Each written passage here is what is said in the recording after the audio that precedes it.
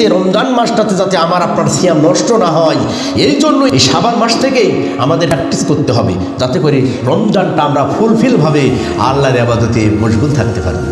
এই মাসটা যখন আসতো, আল্লাহর নবী সাহাবাদেরকে বলতেন যে তোমরা কোমরে শক্তিশালীভাবে রশি বেঁধে প্রস্তুতি নাও। কেন? আপনি যদি একটা মাঠের কাজ করতে যান, একটা বোঝা যদি উত্তোলন করতে যান, মাটি কাটতে যান, আপনি কি করেন? লুঙ্গি যদি আলগাভাবে পরা থাকে, লুঙ্গিটিকে আমরা শক্তিশালীভাবে বেঁধে, যাতে করে বোঝা তুলতে গিয়ে আমার লুঙ্গি যেন অ্যাক্সিডেন্ট যাতে না হয়।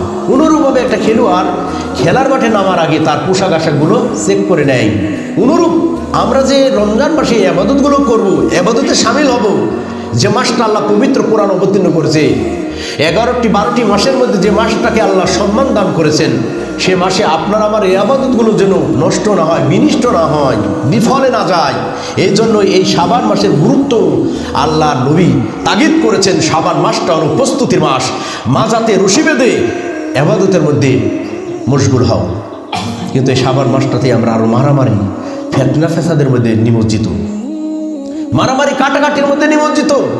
আল্লাহ পাক যে মাসের মর্যাদা দান করেছেন, যে মাস পরে আমরা সুন্দর একটা মাস পাবো, যে মাসটাতে শয়তান থাকবে না পৃথিবীর জগতে, মরদুদ শয়তানগুলোকে আল্লাহ উপরে উঠায় নেয়া, জাহান্নামের মধ্যে পুড়িয়ে জাহান্নামের ঢাকনা দিয়ে ঢেকে রেখে আল্লাহ পাক মুমিনের জন্য জান্নাতের রাস্তাগুলো খুলে দিবেন, উন্মুক্ত করে দিবেন। আসমানি বরকত, জমিনি বরকত দিয়ে আল্লাহ প্রত্যেকটা মুমিনের ঘরগুলোকে, অন্তরগুলোকে, হৃদয়গুলোকে আল্লাহ আলোকিত করে দেবেন। আপনাকে আমাকে সেদিন আসার পূর্বেই প্রস্তুতি নিতে হবে আজকেই। কিন্তু এই দিনে আজকে মারামারি, লাফালাফি, কাটাকাটি, হাইরে জাতি, আমরা সভ্য কবে হব?